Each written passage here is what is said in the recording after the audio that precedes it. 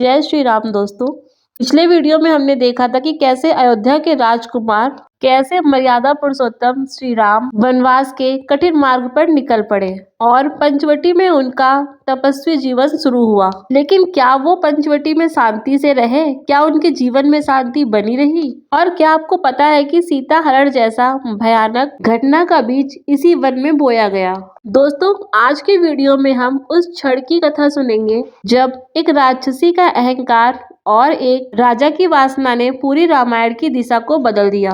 दोस्तों, वनवास के समय में माता सीता, लक्ष्मण तथा प्रभु श्री राम गोदावरी नदी के तट पर बसे पंचवटी नामक एक सुंदर स्थान पर रहते थे। चारों ओर हरियाली, पक्षियों का कलरव और एक शुद्ध वातावरण था। माता सीता आश्रम की व्यवस्था को संभालती थी तथा श्री राम वन में ऋषियों की रक्षा करते थे और लक्ष्मण सदैव सेवा में तत्पर रहते थे। एक दिन राक्षसी शूर्पणखा उस वन में पहुंची। उसने श्री राम को देखा और उनकी सुंदरता पर मोहित हो गई और उन्हें विवाह का प्रस्ताव देने लगी। राम ने मुस्कुराते हुए जवाब दिया, मैं तो विवाहित हूँ, तो मेरे भाई लक्ष्मण से बात करो। इस पर लक्ष्मण हंसने लगे और शूर्पणखा ने माता सीता पर आक्रमण कर दिया। लक्ष्मण को ये देखकर गुस्सा आया और उन्होंने शूर्पणखा की नाक को काट दिया। अपमानित शूर्पणखा लंका पहुंची और रावण से जाकर बोली, भैया, जिसके कारण मेरा ये हाल हुआ है वो अप्सरा से भी ज्यादा सुंदर है। यदि वो स्त्री लंका आ गई तो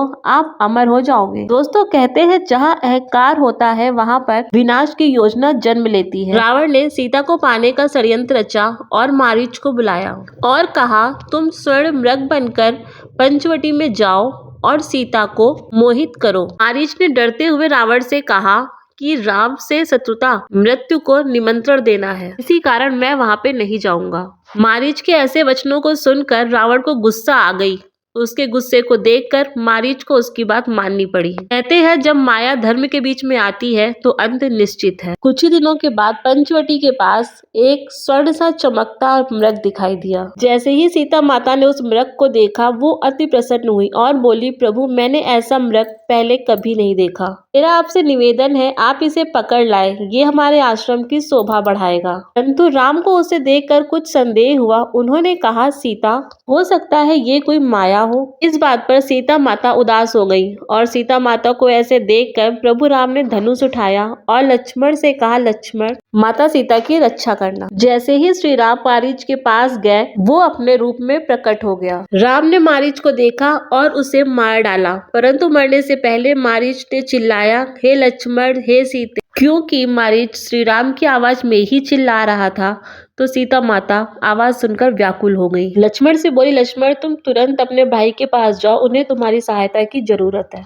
लक्ष्मण बोले, माता, राम को कोई संकट नहीं हो सकता। इस पर माता सीता गुस्सा करने लगी। माता के कठोर शब्दों को सुनकर लक्ष्मण ने जाने का फैसला किया, परंतु उन्होंने सीता माता से कहा, हे माता, मैं यहाँ पर एक रेखा खींचकर जा रहा हूँ, कुछ भी हो जाए आप इसे पार मत करना। जब तक आप रेखा के उस पार रहेंगी आप सुरक्षित रहेंगी। इतना कहकर लक्ष्मण जी वहां से चले गए। जैसे ही लक्ष्मण वहां से गए रावण एक साधु का वेश धारण करके वहां पहुंचा और बोला, भवती भिक्षा देहि। सीता माता कुछ फलों को लेकर उसके पास आई और बोली, ये लीजिए। परंतु उन्होंने कहा, अगर तुम्हें ये भिक्षा हमें देनी है तो तुम्हें इस रेखा को पार करना होगा। सीता माता धर्म संकट में पड़ गई और भिक्षा देने के लिए उस लक्ष्मण रेखा को पार कर ली। जैसे ही माता सीता ने लक्ष्मण रेखा को पार किया रावण अपने असली रूप में आ गया। सीता ने गुस्से में कहा, अरे दुष्ट, मैं पराई नारी हूँ, मुझे छोड़ दे। तुम्हें नहीं पता तुम्हारी इस गलती का अंजाम क्या होगा। इस पर रावण बोला, मैं लंकापति रावण हूँ और मैं तुम्हें अपनी पत्नी बनाऊंगा,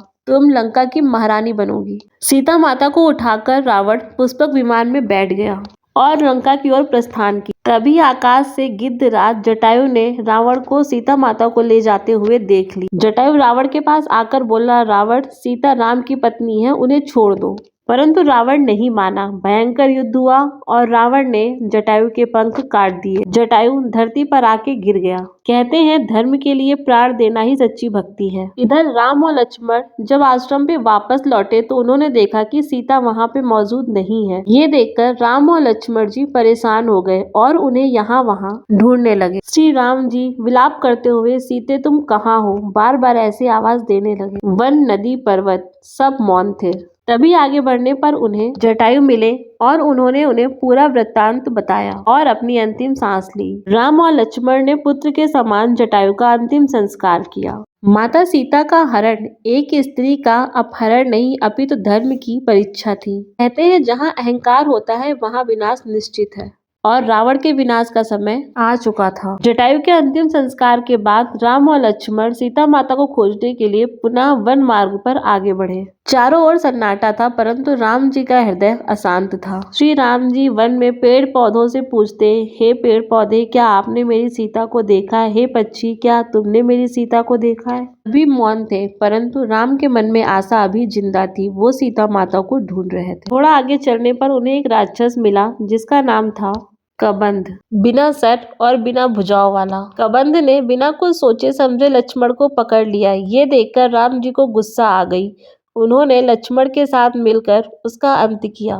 मरते समय कबंध अपने दिव्य रूप में प्रकट हुआ और कहा, प्रभु मैं एक गंधर्व हूँ और श्राप के कारण मेरी ये हालत हो गई थी। आपकी वजह से मैं उस श्राप से मुक्त हो गया। अब सुनिए, सीता की खोज के लिए आप यहाँ पर आए हैं परंतु अब आपको आगे सबरी माता के आश्रम जाना होगा। कहते हैं जब ईश्वर साथ हो तो हर बाधा मार्गदर्शक बन जाती है। श्री राम और लक्ष्मण मतंग ऋषि के आश्रम पहुंचे जहां पर सबरी रहती थी। सबरी जो कि बरसों से राम की प्रतीक्षा कर रही थी। राम जी को देखकर वह अति प्रसन्न हुई। राम जी के चरणों को उसने अपने आंसुओं से धुला और राम जी से बोली कि आज मेरा जन्म सफल हुआ। वो उनके लिए बेर लेकर आई और स्वयं बेर को चख कर मीठे बेर राम को खिलाए। श्री राम ने सबरी से कहा, सबरी तुम्हारा प्रेम ही मेरा प्रसाद है। इसके बाद सबरी ने अपने प्राणों का त्याग किया परंतु मरने से पहले सबरी राम से बोली, राम, किष्किंधा में सुग्रीव नाम का एक वानर है, वही आपको सीता तक पहुंचाएगा। सबरी को अंतिम विदाई देकर राम और लक्ष्मण किष्किंधा की तरफ चल पड़े। यहीं से कथा सुग्रीव, हनुमान और वानर सेना की ओर बढ़ती है। सबरी ने बताया था कि किष्किंधा से थोड़ा आगे ऋष्यमुख पर्वत है, वहीं पर वानर राज सुग्रीव रहते हैं और हनुमान उनके मंत्री हैं।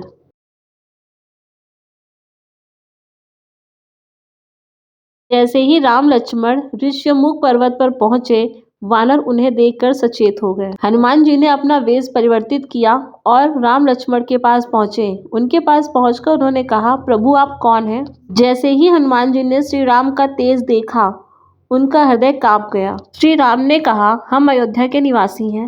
मेरी पत्नी सीता का हरण हुआ है और मैं एक अच्छे मित्र की खोज में हूँ जो मेरी सहायता कर सके। इतना सुनते ही हनुमान जी प्रभु श्री राम के चरणों में गिर गए और बोले, प्रभु मैं आपको पहचान गया, आप ही नारायण हैं। हनुमान जी श्री राम को सुग्रीव के पास ले गए। श्री राम ने अग्नि को साक्षी मानकर मित्रता की। श्री राम ने सुग्रीव से कहा, मैं तुम्हारा दुख दूर करूंगा, बदले में तुम्हें मेरी सहायता करनी होगी। सुग्रीव ने श्री राम को सीता माता के कुछ आभूषण दिखाए जो जब रावण उन्हें लेकर जा रहा तब आसमान से गिरे थे। सीता माता के आभूषणों को देखकर राम जी का हृदय रो पड़ा।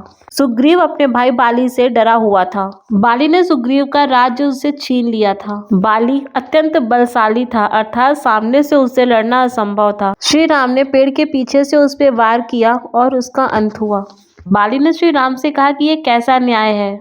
श्री राम ने कहा, तुमने पर स्त्री गमन किया था तो तुम्हें सजा मिलनी थी और यही तुम्हारा न्याय है। बाली ने सत्य को स्वीकार किया और अपने प्राणों को त्याग दिया। राम जी ने अपना वचन निभाया और सुग्रीव का राज्याभिषेक हुआ। कुछ समय ऐसे ही बीत गया परंतु सीता माता की कोई खोज नहीं हुई। एक दिन लक्ष्मण को गुस्सा आया और वो सुग्रीव के पास आए। लक्ष्मण बोले, हे सुग्रीव, क्या तुम राम की मित्रता भूल गए और अपना वचन भी तुम्हें याद नहीं रहा? तुम्हें सीता माता को ढूंढना था परंतु तुमने अभी तक उनकी कोई खोज खबर नहीं ली। सुग्रीव को अपनी गलती का एहसास हुआ और उन्होंने तुरंत ही चारों दिशाओं में अपनी वानर सेना को भेजा।